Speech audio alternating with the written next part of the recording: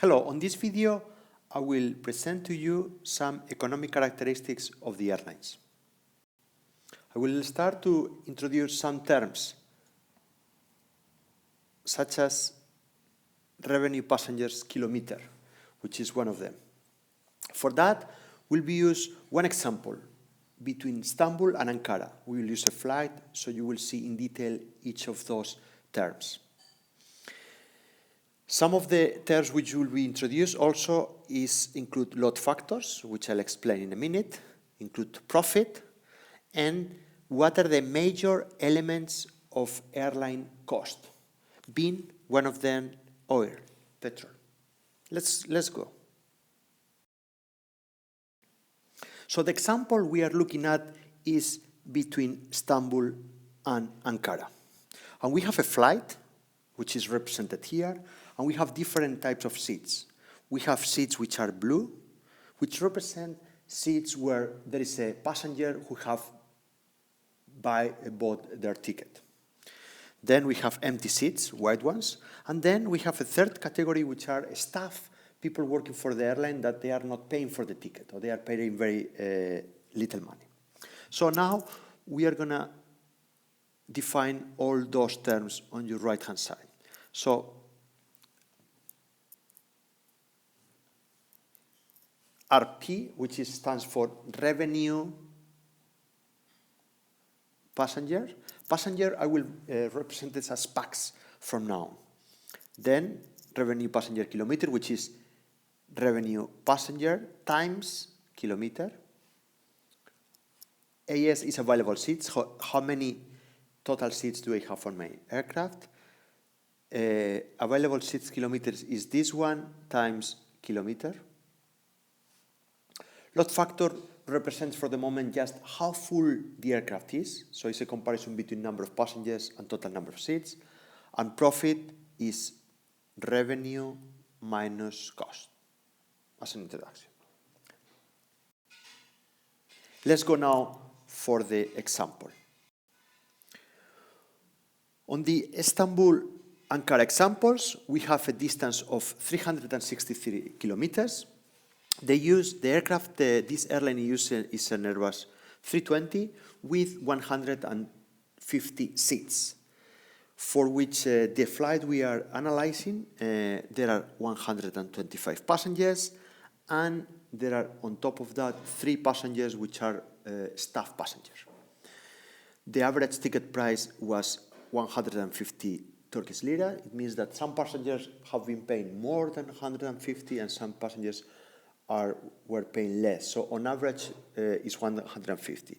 And the total operating cost, so it means how much the airline is paying for salaries, how much is paying for fuel, how much is paying for leasing. So all the cost of that flight correspond to 17,000 Turkish lira. Now we have to calculate load factor of the flight and profit of the flight. So can you try to do it before moving? If do, just stop the video for a second and try to make those calculations.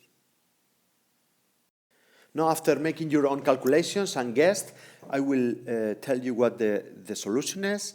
And you have RP, which, as I said, stands for revenue passenger. So RP is not revenue, but we are talking about passengers. And we told revenue passengers because there are passengers who have paid some money, so the company has taken some revenue. And in this case, it was 125. Then, to calculate the revenue passenger kilometers, I multiply those 125 passengers times 363, which was the distance between these 2 points. The available seats of the aircraft were 150 seats, and the available seats kilometers is the same amount times the distance. To calculate the load factor, I can calculate it in 2 ways. One is divided revenue passenger kilometer. So load factor is equal to revenue passenger divided by available seats. So on the top is on the bottom is all the seats available on the plane, and on the bottom how many passengers. So I am measuring how full the aircraft is. This same thing can be calculated with the revenue passengers kilometer divided by available seats kilometer. And this is one I recommend to you to use when you have two figures. The profit is revenue minus cost. The revenue, how do I calculate it? 125 passengers times 150 Turkish lira. They were paying an average minus 17,000. So the profit is 1,000, is positive number, so it's making money with this flight, and it's 1,750. If you have reached to this point and then you still have some questions about the definition of each term, here you have each single definition that you can read by yourself. So now we know all these four terms, and we are going to give you a bit of more information about load factor, revenue, and the main cost that airlines have. If we look at load factor, which again I said is how full the aircraft is, and we look at how has been evolved along the history, we see on this graph that in the 70s, on average, aircraft were half full, so about 55% of load factor, and in the 2010s, in the last, we are numbers around 80%. Sorry. So we have seen that in the last 40 years, the airlines have gained some efficiency by having more passengers on the aircraft on average. So load factor has increased over time. Aircraft are more full. Even load factor has been increasing in the last 40 years. If we look at a picture of less number of years, we see here that there is a valley, and this valley corresponds to 2009. This 2009 was a year in which the global economy was in weak conditions. It was a kind of recession. So then the air transport was affected, and as a consequence, the aircraft were less full on average. So this load factor decreases from 70.77% to more or less 7.4 and reach again to this level. So with this graph, we can also see and remind you that air transport is very sensible to the economy. Load factor of an airplane can be different also depending on the time of the day, depending on the day of the week, depending on the month of the year. So with this one, I'm telling you that not every flight has the same number of passengers. So there are some flights which are more demanded by passengers, and other flights which are less demanded. And that's why if we represent this representation of 1 month, we see that there are peaks, so days with higher load factors, days with lower load factors. For instance, if you imagine like this route we used as an example before, where people were traveling from Istanbul to Ankara, I assume that that route is mainly used or heavily used by business passenger. So if we take a flight which is like maybe on a Monday morning, then this flight might be quite full. But if we take it maybe like a Wednesday afternoon and like at 12 o'clock, this might be less. So there's going to be a difference depending on the flight. So different flights, they have different load factor, time of the day, time of the week. What could be ways to increase it? Can you imagine? I will give you 2 seconds to think. Or you can stop the video. If you have thought about some ways to increase it, I will tell you no. So one way could be to decrease prices. So if I decrease prices, the demand for my flight is going to increase, but I have to be careful because if I sell too cheap, then I may have more passengers, but I don't make more money. So I have to be cautious with that. What other thing I can do? Other thing is just to increase promotion. So then it means that I could put advertisement of my website, to put some billboards, to be on the radio, to have like a promotional fair. So just any activity that will make my flights more aware of one particular flight or one particular route might help to increase the load factor of one flight. And last, but not the only one, but just one more example could be to change the capacity. So it means if I have like one aircraft of 200 seats on one route, and then I achieve 50% of load factor. If I reduce the aircraft size, then I get one of, let's say, 150 passengers. This load factor is going to increase. So changing the capacity, I mean about number of seats that I put for a period of time, let's say 1 day in one specific route. So by changing this capacity, I could change the load factor. Now I want you to introduce what is profit, which is the difference between revenue, so how much the airline is getting from tickets and from other services that it sells, minus all the cost. So if I take revenue minus cost, I get the profit. And the revenue can be divided between two parts. One is the ticket sales, so I sell a ticket for 150 Turkish liras, that's revenue, but I might be selling some other things. I mean, for instance, I could be selling some food on board, and then I get some revenue.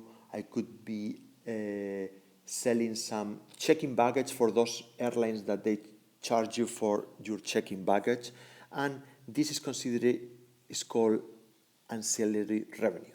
So the total revenue would be composed of ticket sales plus ancillary revenue. If we look at cost, we have a large number of costs. I mean, but I want you to concentrate in two, which are the largest ones. One is personnel cost, labor cost, so how much is being paid in salaries, for instance, and the other one is fuel cost, which is the kerosene that the aircraft fly with. As we have this simple formula, in order to gain the profit, the idea should be to increase revenue and reduce cost. That will be the ideal scenario, but not always possible, and that's why some airlines end up being lost. As I mentioned, there are many different types of cost. I mean, we have labor cost, we have fuel, we have the aircraft rental, so how much we pay for renting the aircraft if it's not the airline, if it's not in ownership. What is the depreciation? So if it's in ownership, is how much allocate for the depreciation of the aircraft, of getting old, and some others. So others will include office rentals, will include the paper that people use, so many other things, which will be a very long list. So here we want to concentrate, as I say, into two, labor and fuel. Why? Because these two, labor represent in 2008 20%, and fuel represent 32%. So taking the two together, we are talking about more than 50% of the cost of an airline. So this is why I want to concentrate on those. Now, if we look at personnel cost as a percentage of total revenue, then we see on this graph that there are different numbers. I mean, we have like 6.5 for a company called Wizz Air, and we have 32% for the company called SAS, Scandinavian Airlines. So we see that there is a different gap, a difference. And here we saw already what was the difference between low-cost carrier versus full-service carrier. So here we can see that most of the airlines on this side correspond to this group, and most of the airlines on this other side correspond to this other group. So we see that the personnel cost of full-service carrier is larger than in low-cost carrier. Why? basically full service carrier have more employees because the business is more complex, so it will have more like a flyer on board, it will have more people working in the office dealing with all the complexities of the business, and also those airlines have been there for a long time, so there is a tendency to have a higher cost. The other big cost for airlines, we said that it was the oil cost. So, and here I want you to summarize and to look at this graph, which represents the cost of oil, the oil prices, since 1947 to 2011. So we see that during this period, price was very stable and went up, continuous, and here there is a jump. Here we are talking about a date which you might remember, which is September 11th in 2001, where that provoked a very big rise in the oil prices, and that has been a change in the cost structure of airlines since then, as we will see in a minute. To see the effect that represents this September 11 in the oil prices, we have be careful, we have this graph of the left, which is just before September 11. At that time, if we were looking at the oil cost compared to the total cost, we had like a 14%. So it was a big cost, but still not that big, okay? If we compare that cost in 2008, the oil price became the single largest cost of the airline business with 32% on average. So you can see how that difference in prices affect very much the cost structure of airlines. Here I have taken the last 12 months of the oil price. We saw 2008, which the price was more or less on this area. So it means that during the last 12 months, it has been even higher, so about 115 and so on. But since, let's say, 2 weeks ago or 3 weeks, the oil prices have been decreasing very rapidly due to the global instability. People think that maybe there is more economical recession. So there are many variables that make the oil price to go down. And here we are in 85 US dollars per barrel now. So as we see that the oil price is a big challenge for airlines, and it varies a lot depending on the year.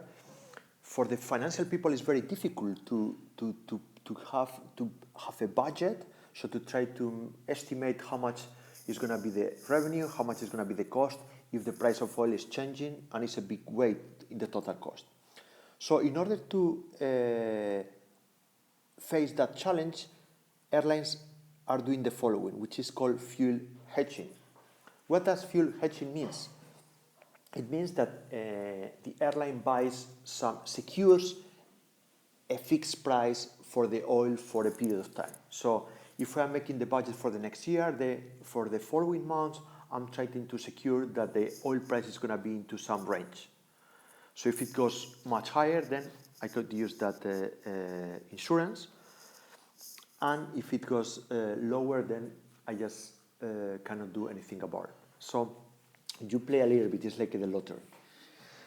Here, one example of airline which has used it very actively is Southwest Airlines, a low-cost airline in the US, which since many years ago has dedicated a small team to try to optimize this oil cost by deciding how much fuel was secured, how much fuel was hedged.